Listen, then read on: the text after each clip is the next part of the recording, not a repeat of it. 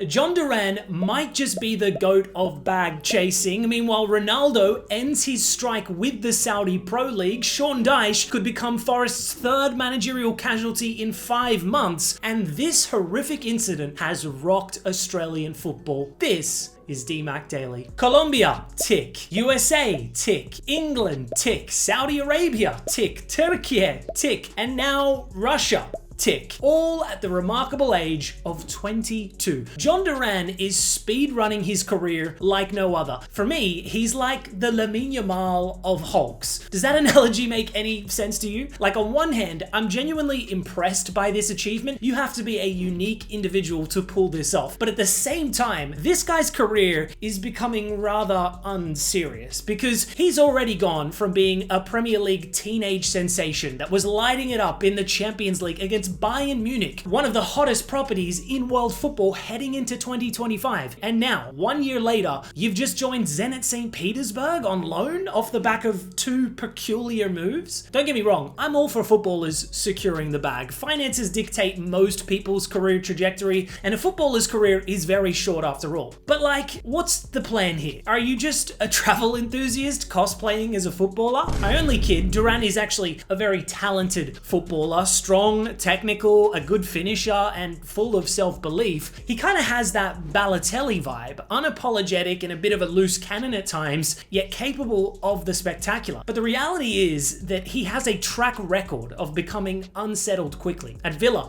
he wanted to be the main guy, but it was difficult competing alongside Ollie Watkins. So he opted for Ronaldo's Al Nassr instead to earn a staggering 350 grand a week. But that move quickly turned sour, and okay, fair enough, bit of a culture shock perhaps. It happens. So a loan move back to Europe made sense. But 6 months later, that loan's terminated and now you're suddenly heading to Russia? No disrespect to Zenit, they're a historical club, but the pattern is becoming all too familiar. One could argue he's doing his own career a disservice at this point. This is a £65 million footballer with elite potential, but as we all know, potential can only get you so far. Granted, he's only 22. There's plenty of time remaining to rewrite the script of his career. Just look at someone like Jamie Vardy, for instance. He was playing in the 7th tier of England at that same age. But the difference was that Vardy was desperate for success. I'm not so sure that Duran has that same motivation. Speaking of Al Nassr forwards, the king of Saudi football, CR7, is back in the headlines, having formally ended his brief strike at Al Nassr. The 41-year-old forward recently made himself unavailable for selection and missed 2 league matches in protest to what he viewed as a lack of ambition and investment from the club during the January transfer window. Ronaldo was reportedly frustrated that Al Nassr failed to strengthen their squad, particularly whilst rivals Al Hilal, also heavily backed by the PIF, were able to poach Ballon d'Or winner Karim Benzema from another PIF club. Beyond recruitment concerns, Ronaldo's grievances also included alleged unpaid wages to some club staff and internal power struggles within Al Nassr. The influence of CEO Jose Semedo and sporting director Samuel Coutinho, both close allies of Ronaldo, had also reportedly been reduced. However, sources claim those issues have now been addressed, allowing Ronaldo to return and make himself available for Al Nassr's next league match. During the standoff, Al Nassr supporters publicly backed their star forward, holding up yellow 7 cards in the 7th minute of their last match as a show of solidarity. The Saudi Pro League responded firmly, releasing a statement warning that no individual player, regardless of status, has authority over league-wide decisions. The league stressed that each club operates independently under financial sustainability rules designed to maintain competitive balance. Looking ahead, this whole saga has fueled speculation that this could be Ronaldo's final season in Saudi Arabia. Interest from MLS clubs has reportedly grown, and a summer release clause could allow him to leave for 50 million euros, although his annual base salary of 208 million euros makes a hypothetical transfer incredibly complicated. This is the highest paid athlete in the world we're talking about here. For the spectacle alone, I'd love to see Ronaldo in the MLS. One last iteration of the Messi-Ronaldo rivalry. You can't deny that would be pure cinema. However, that ship may have ultimately sailed. Alternatively, a return back to where it all began at Sporting would be similarly nostalgic, but who knows? He may in fact stay in Saudi Arabia, reach that 1,000 goal mark, and then inevitably call it a day.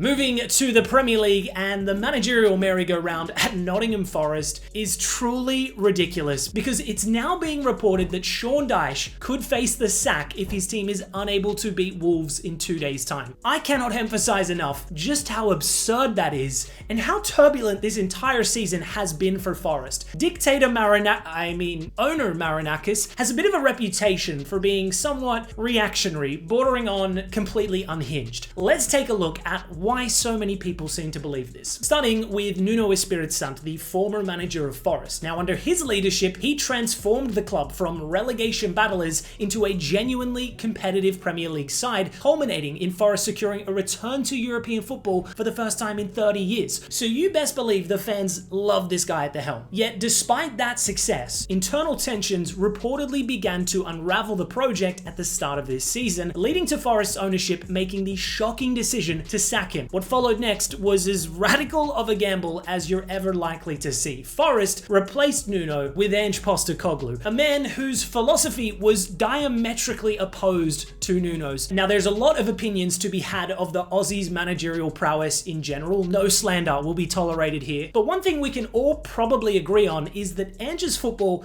at least demands time and specific recruitment tailored to his system. But Forest did not commit to that process in any capacity. The immediate results were unsurprisingly abysmal, and Ange was infamously sacked after just 39 days in charge. Then came the next dramatic pivot, the appointment of Sean Dyche, one of the Premier League's most recognizable survival specialists, the total opposite of Ange, a pragmatic manager, probably more cautious than Ange's predecessor Nuno. He's since performed okay in charge, considering he came into a chaotic environment whilst juggling Europa League football, but Forest still remain firmly in a relegation battle, just 3 points ahead of 18th place West Ham, who are ironically starting to perform much better under former Forest manager Nuno Espirito Santo. It's comical stuff really, but adding to this farcical situation, it's now being reported that Dyche is at imminent risk of being sacked, with his future potentially hinging on a key match against Wolves. So in the space of 5 months, Forest have gone from Nuno's structured counter-attack to Ange ball to Dyche's blunt pragmatism, and now Marinakis wants to change again. It's a cycle of contradiction that is so ridiculous, it doesn't seem real. It's as if a petulant 5-year-old is calling the shots at this point. So with all that being said, realistically, there's only one man capable of saving Nottingham Forest, and that man's name is Ruben Amorim.